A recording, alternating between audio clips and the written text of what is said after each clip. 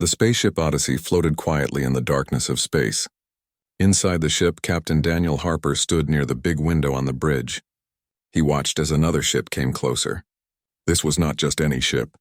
It belonged to the dragons, the powerful creatures who ruled a faraway part of space.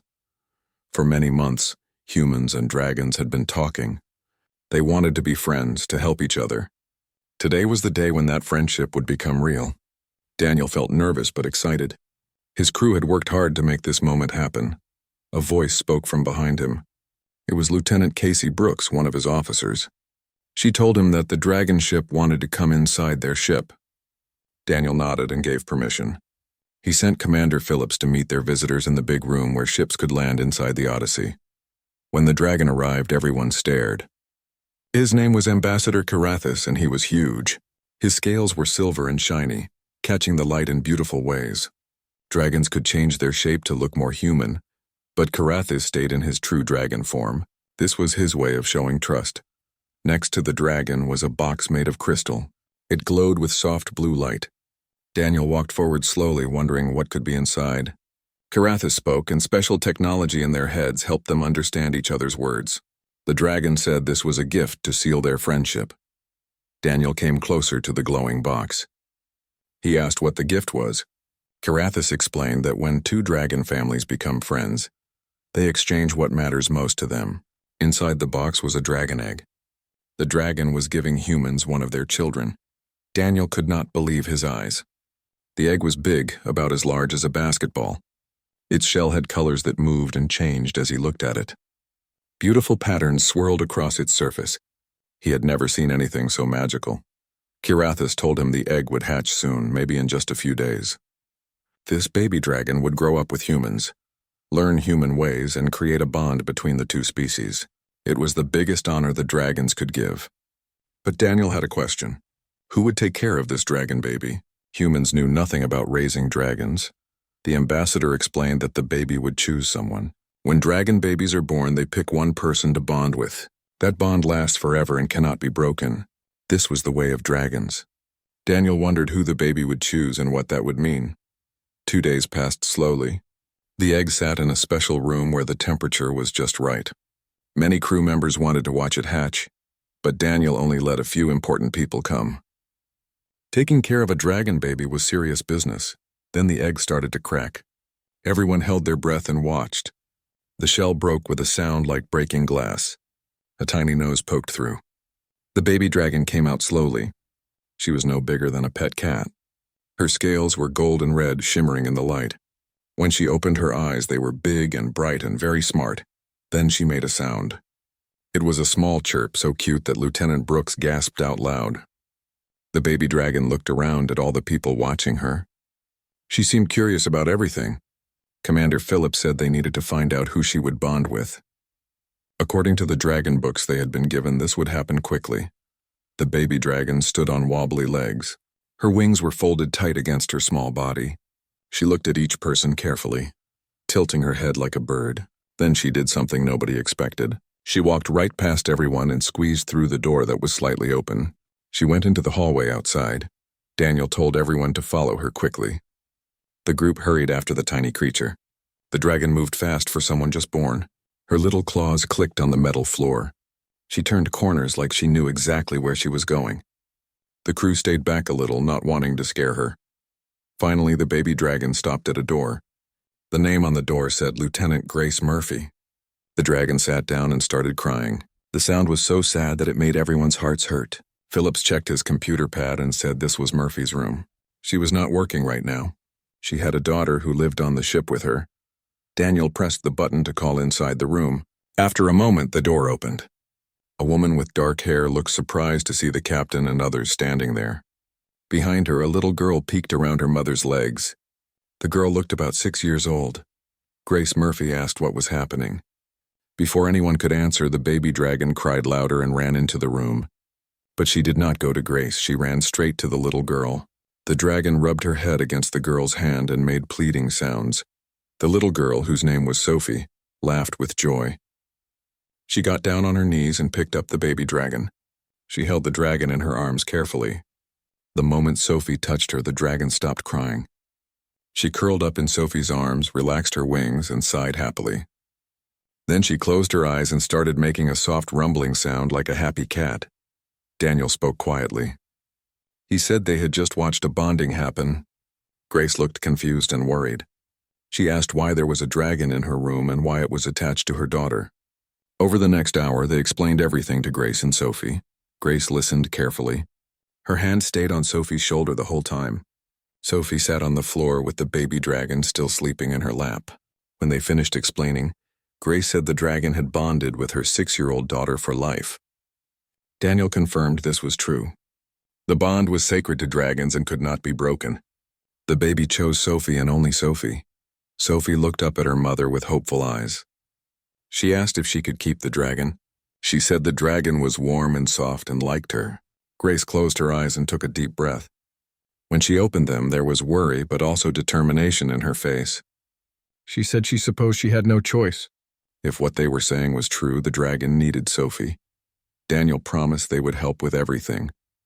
The dragons had sent instructions on how to care for the baby. They had also sent someone to guide them through the early stages. Grace would not be alone in this. That night, Grace tried to put the dragon in a special cage. The crew had made it quickly with everything the dragon care guide said was needed. It had heat, soft blankets, and even a small pool of water. The dragon looked at the cage and started wailing. Grace tried everything she could think of. She put the cage next to Sophie's bed. She put Sophie's old stuffed animal inside for comfort.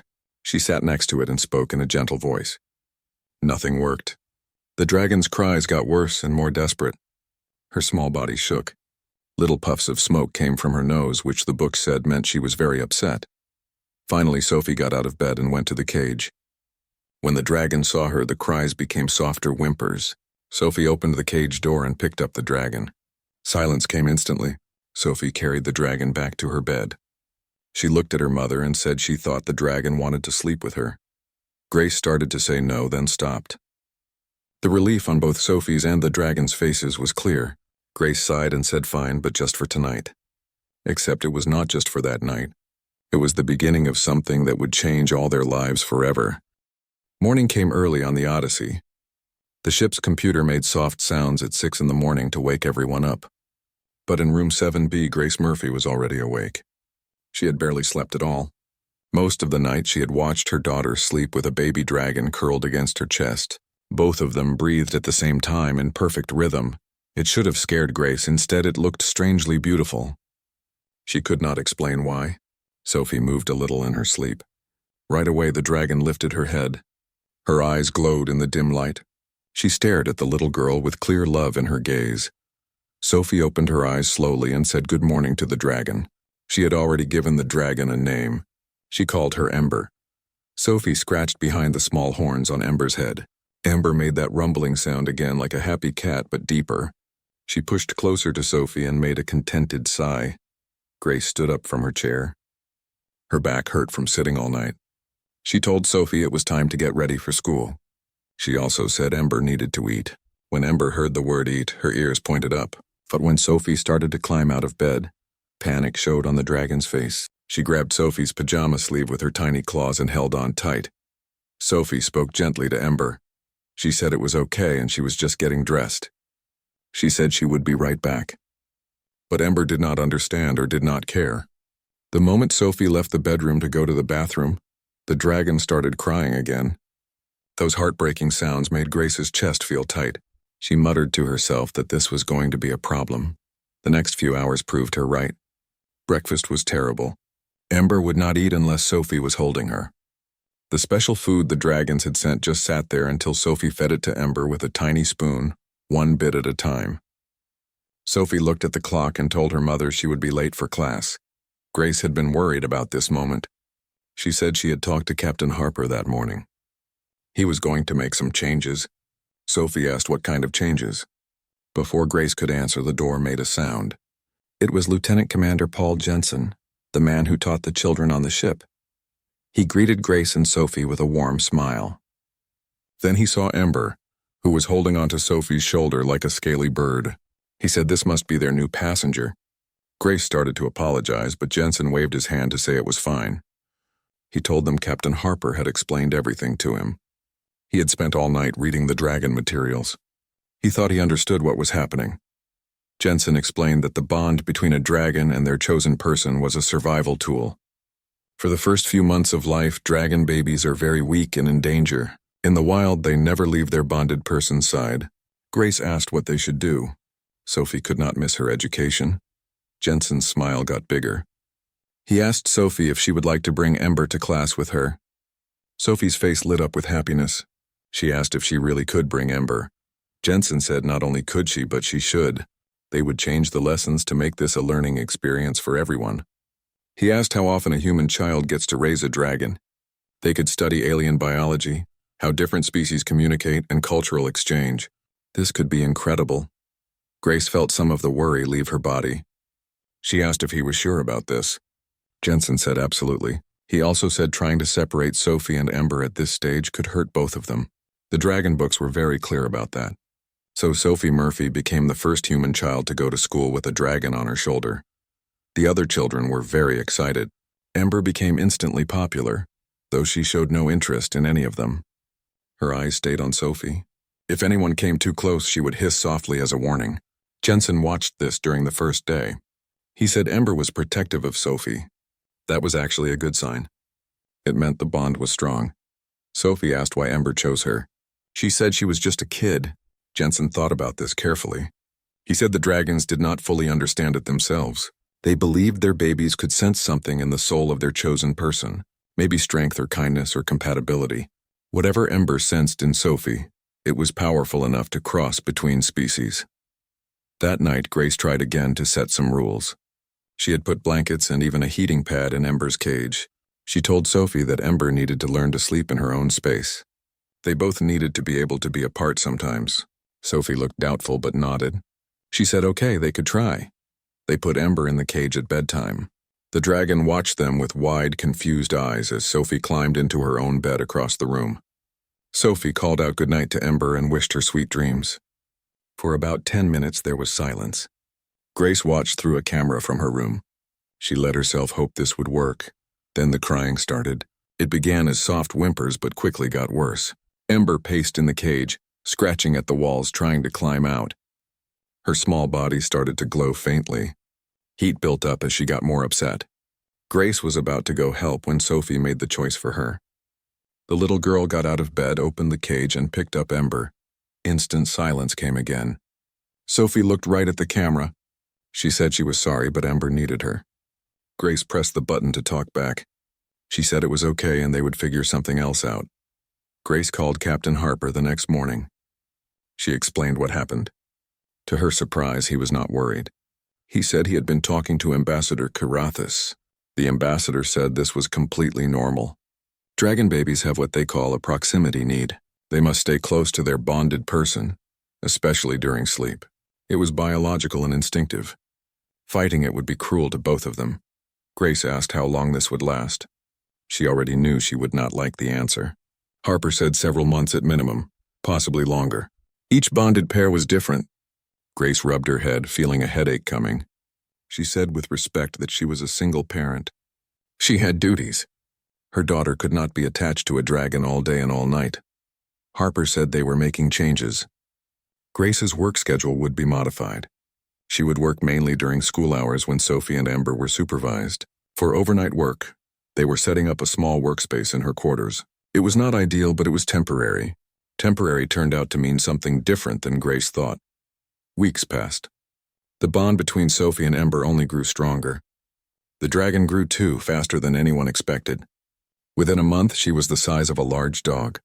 Her scales got deeper in color, becoming rich red with lines of gold. Her wings developed, though she could not fly yet. Small horns began to grow from her head, but one thing never changed. Ember absolutely refused to sleep unless she was next to Sophie. The crew got used to it. Sophie's bedroom became a place where crew members stopped by to watch Ember, to study her growth, to document this unique bonding. The dragons checked in regularly through space communication. They were pleased with how things were going and answered endless questions. Lieutenant Commander Jensen changed his entire teaching plan around the dragon. Sophie and the other children learned about dragon culture, biology, and language. They studied the history of the Dragon Empire. the science behind how they breathed fire, and the physics of how they would eventually fly. Ember seemed to enjoy the attention as long as Sophie was nearby. She would sleep during lessons, curled at Sophie's feet or sit on the desk beside her, watching the other children with curious but careful eyes. But bedtime stayed sacred. Every night without fail, Ember would follow Sophie to bed, curl up beside her, and fall asleep within minutes. Every night Grace would watch through the doorway, amazed at the sight of her daughter sleeping peacefully with a dragon's wing draped over her like a blanket. Commander Phillips talked to Grace one evening in the eating area. He said she was handling this remarkably well. He did not know if he could be so calm about his child bonding with such a dangerous creature. Grace laughed, though there was little humor in it. She said, "Who said she was calm? She was terrified every single day. But what choice did she have? Ember chose Sophie, and Sophie chose to accept that responsibility." All Grace could do was support them both. Philip said that dragons believed the bond went both ways. Ember needed Sophie, but Sophie needed Ember too. He asked if Grace believed that. Grace thought about it. She remembered how Sophie's confidence had grown over the past month. Her daughter had always been a bit shy and uncertain, but now with Ember by her side she walked taller. She spoke more clearly. She smiled more often. Grace said yes, she believed it. The bond was real, and it was changing all of them in ways they were only beginning to understand. 3 months had passed since Ember hatched from her egg. The baby dragon was not so small anymore. She had grown to the size of a small horse. Her scales had become hard like armor, shining red and gold under the ship's lights. Her wings were now strong enough for short flying sessions in the big cargo room. The crew watched and documented everything carefully.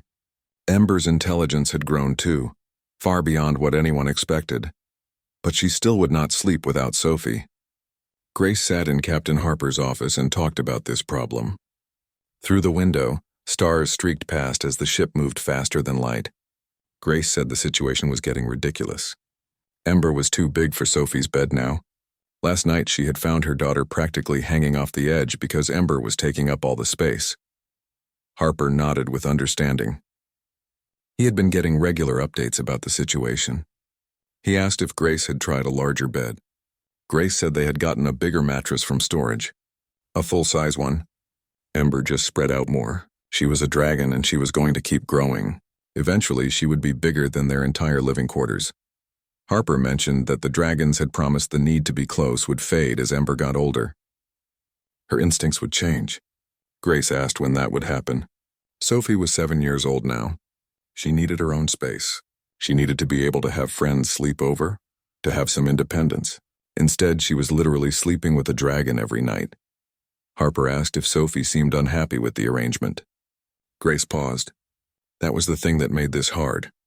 Sophie was not unhappy at all. If anything, she seemed perfectly content. It was Grace who was struggling. Grace who worried about what this meant for her daughter's future.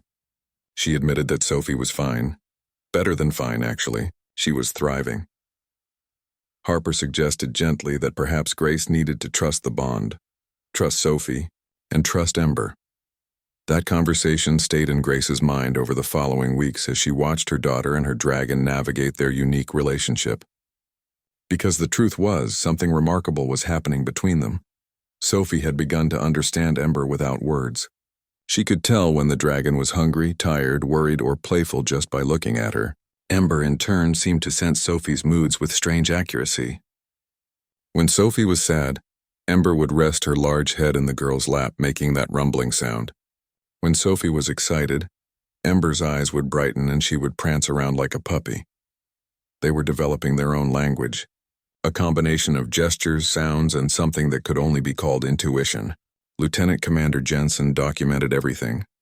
He told Grace one afternoon that this was unprecedented. They watched Sophie and Ember in the cargo bay.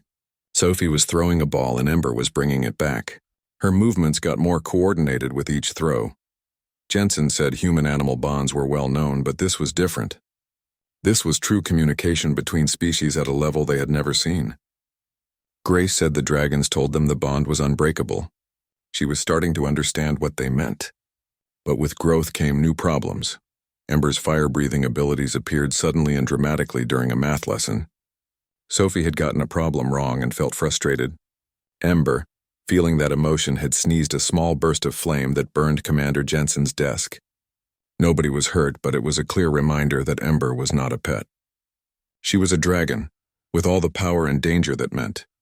Captain Harper called an emergency meeting. He said they needed to establish rules. Ember was getting too large and too powerful to move freely around the ship without restrictions. Sophie was at the meeting with her mother. The little girl's voice was small but fierce. She asked if they wanted to cage Ember. Harper said not cage her, but they needed to establish boundaries for everyone's safety. Ambassador Carathis joined the meeting through a hologram. His massive form shimmered in the center of the room. He said he could offer perspective. What they were experiencing was a natural stage of development. Young dragons learned control through their bond. Sophie must teach Ember when fire was appropriate and when it was not. Grace protested. She said Sophie was 7 years old. How was she supposed to teach a dragon control? Carathis replied calmly that it was the same way any parent taught a child, through patience, consistency, and love. The bond gave Sophie natural authority over Ember. The dragon would listen to her in ways she would listen to no other. It sounded impossible. But then again, everything about this situation was impossible. That evening, Grace sat down with Sophie for a serious talk. Ember lay beside them. Her large head rested on her front claws. She watched them both with intelligent eyes. Grace said Sophie understood that Ember breathed fire today, right? That could have hurt someone. Sophie nodded seriously. She said she knew. She was upset and Ember felt it. Ember was trying to help. Grace said she knew Ember was trying to help. But Ember's help could be dangerous now. She was not a baby anymore. She was strong and powerful, and that meant Sophie had a big responsibility. Sophie asked if she meant to teach Ember. Grace said exactly. Sophie needed to help Ember understand what was safe and what was not. She asked if Sophie could do that. Sophie looked at Ember and something passed between them. The dragon made a soft sound, almost like a question. Sophie reached out to stroke her snout. She said she could do it. Ember trusted her. She would learn. And somehow, impossibly, she did. Over the next few weeks, Sophie worked with Ember every day. Simple commands at first. Sit, stay, come. Then more complex ideas. No fire inside, gentle with people, careful with your strength. The dragon learned with surprising speed. She responded to Sophie's voice, her gestures, and sometimes seemingly to her thoughts alone. The crew watched in amazement as a 7-year-old girl taught a dragon self-control. But the sleep issue remained. If anything, it got worse. Ember had developed what could only be called separation worry. If Sophie was out of her sight for more than a few minutes, the dragon would pace nervously, making worried sounds. If Sophie had to leave their quarters for school or meals, Ember would wait by the door until she returned.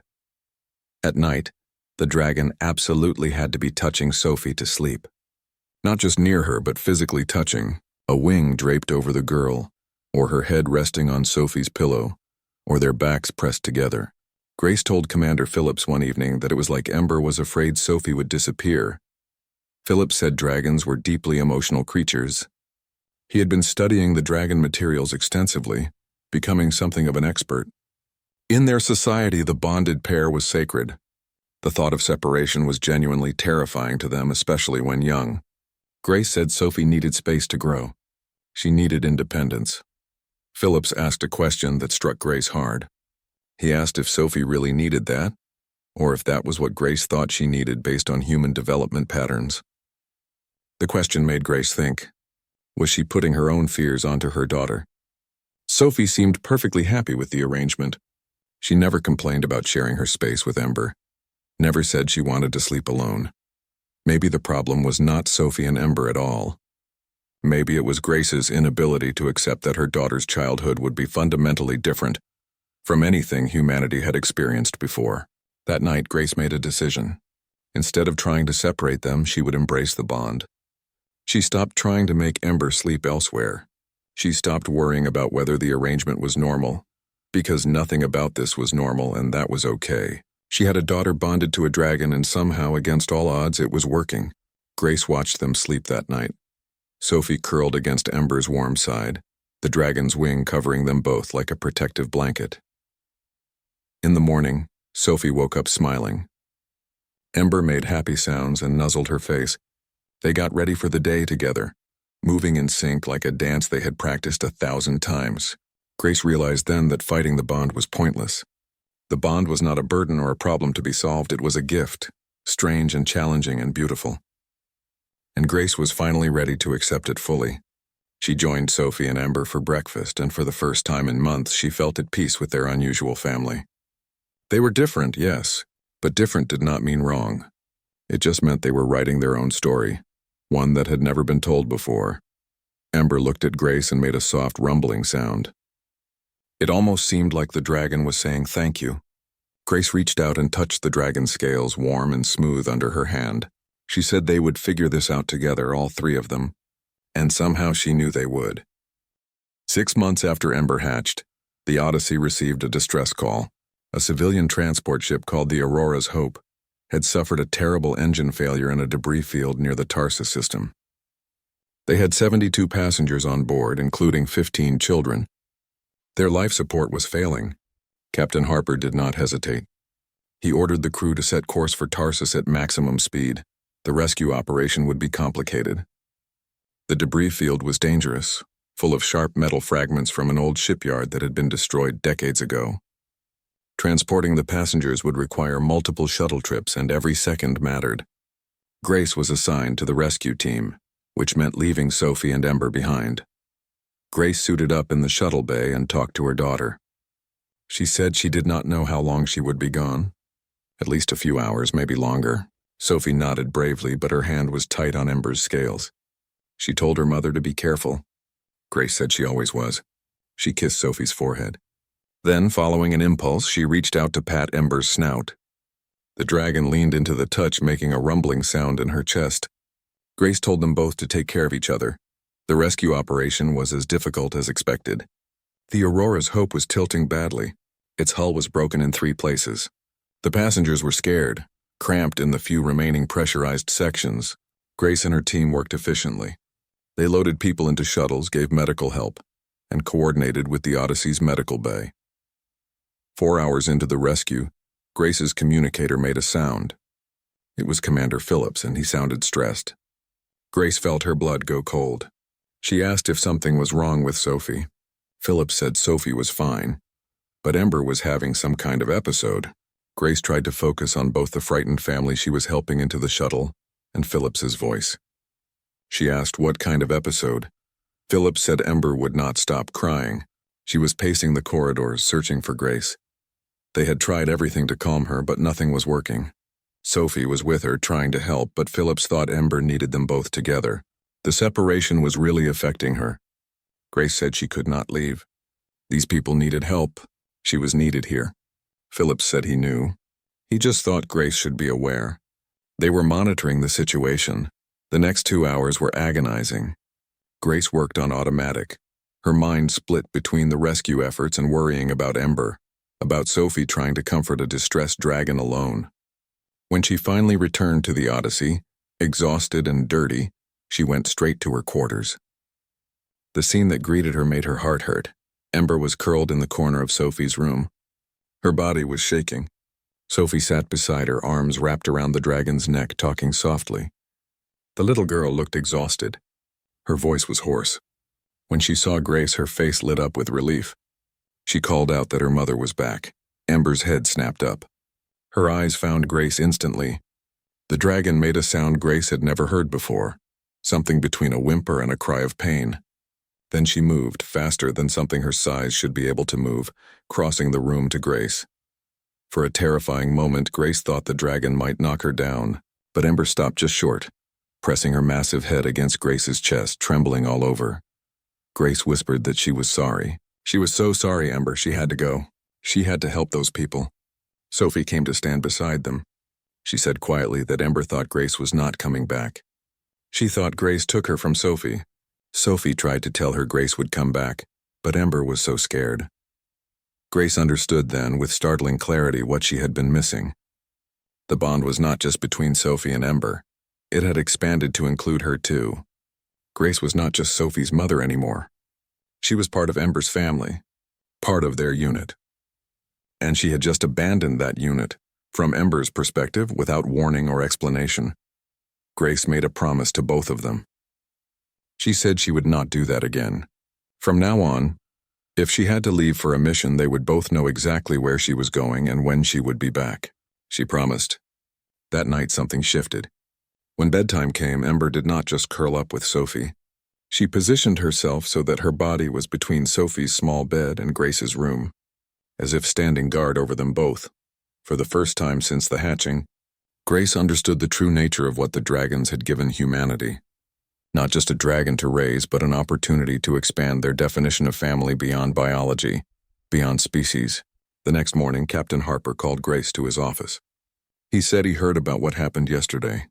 He wanted to apologize. He should have considered Ember's needs when assigning Grace to the rescue team. Grace said no, he was right to send her. She was good at her job and those people needed help, but she needed to request a change to her duty assignments. Harper told her to go on. Grace said if possible, she would like to avoid missions that required extended separation from her quarters, at least until Ember was older and better able to handle being apart from her family.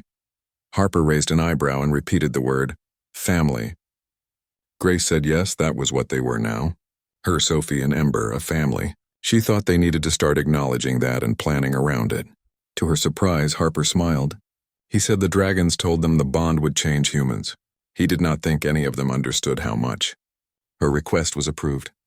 Her duty schedule would be modified. Grace thanked him. As she left the office, she felt lighter than she had in months. She had been fighting the bond, fighting the changes it brought to her life. But maybe fighting was the wrong approach. Maybe acceptance was the answer. That evening, she sat with Sophie and Ember in their quarters. The three of them squeezed onto the oversized bed they had installed.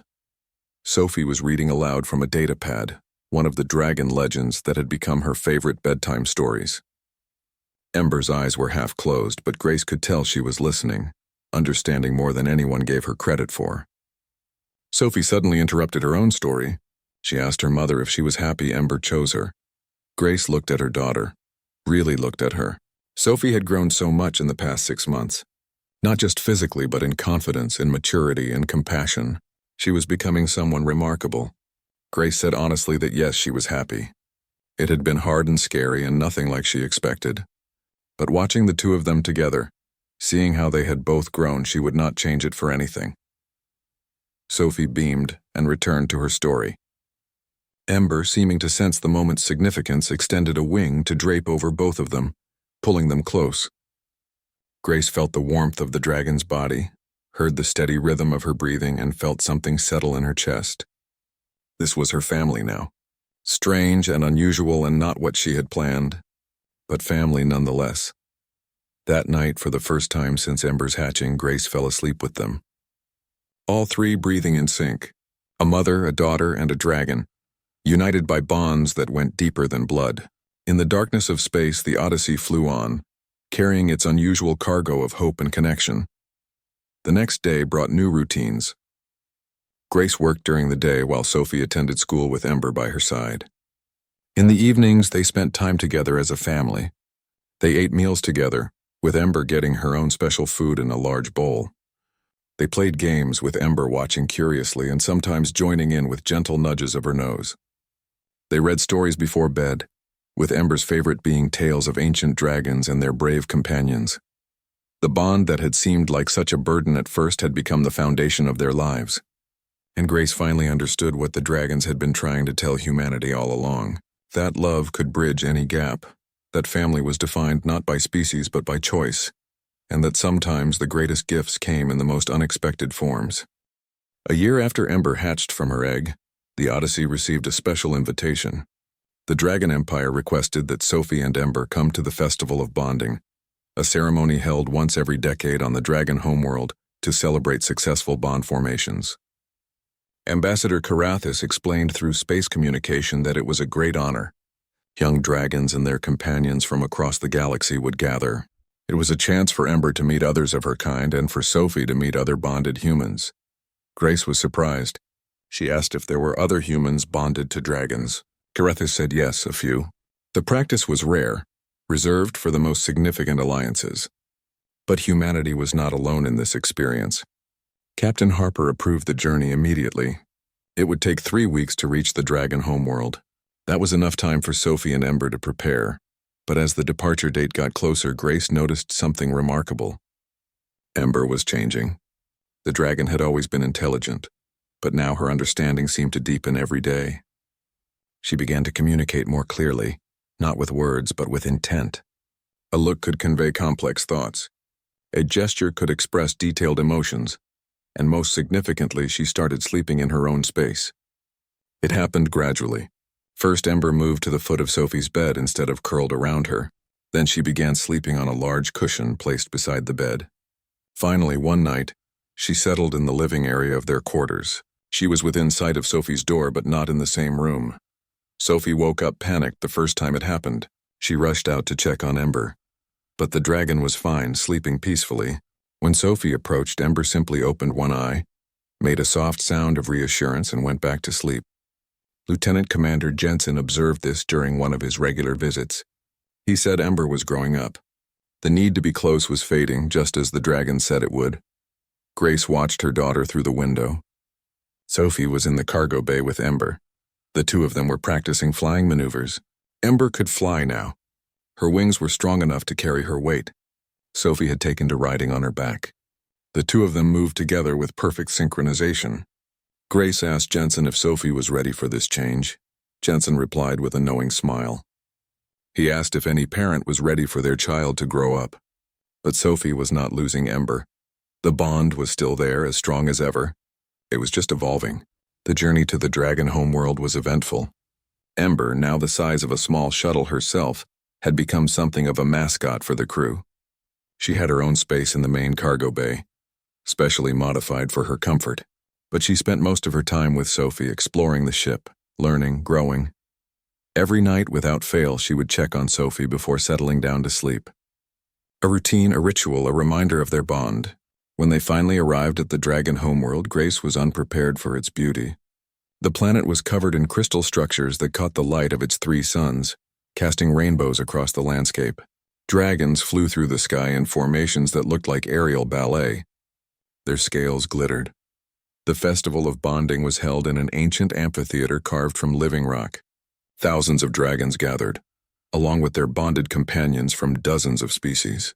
Grace saw beings she could not even name, all connected to dragons through the mysterious bond. But Sophie and Ember were the youngest pair present, and they drew attention immediately. An elderly dragon observed them. His scales were pale with age. He said a human child bonded so young was remarkable. Sophie, initially shy, found confidence with Ember beside her. She spoke with other bonded companions, sharing stories, comparing experiences. What Grace heard amazed her. Every story was different, but they all shared common threads. The initial struggle to understand the bond, the fear of separation, the gradual growth into partnership, the discovery that the bond was not a burden but a gift. One woman told Sophie her story. She was bonded to a green-scaled dragon named Varithus. They had been together for 15 years. She said it changed her life. She was lost before she met Varithus. The bond gave her purpose and direction. It made her part of something larger than herself. Sophie listened intently, then looked up at Ember, who stood behind her like a guardian. She said she could not imagine her life without Ember now. Ember was not just her dragon. She was her best friend. The ceremony itself was beautiful. Each bonded pair was called forward to share their story. When Sophie and Ember's turn came, the little girl walked to the center of the amphitheater with her head held high. Ember walked beside her. Sophie said her name was Sophie Murphy. She was 8 years old, and Ember chose her when she was 7. She did not understand why at first. She was just a kid. But now she thought she understood. She paused, reaching up to touch Ember's lowered head. The dragon rumbled softly, encouragingly. Sophie said Ember needed someone who would love her without fear, someone who saw her not as a powerful creature or a symbol of an alliance, but just as herself. And Sophie needed Ember to show her that she could be brave and strong, and capable of amazing things. They completed each other. The amphitheater erupted in what Grace could only describe as approval. A chorus of dragon calls and humanoid applause filled the air. Watching from the crowd, tears streaming down her face, Grace finally understood the true meaning of the gift the dragons had given humanity. It was not just about the alliance or political bonds between species. It was about showing humans that they were capable of connection beyond anything they had imagined, that love and family could transcend biology. That understanding could bridge impossible differences. That evening, as they prepared to return to the Odyssey, Ambassador Carathis sought them out. He said formally that on behalf of the Dragon Empire, he presented Sophie Murphy with a gift. He held out a medallion. Its surface was covered in intricate dragon script. He said this marked her as dragon bonded, one of the honored few across all the galaxy.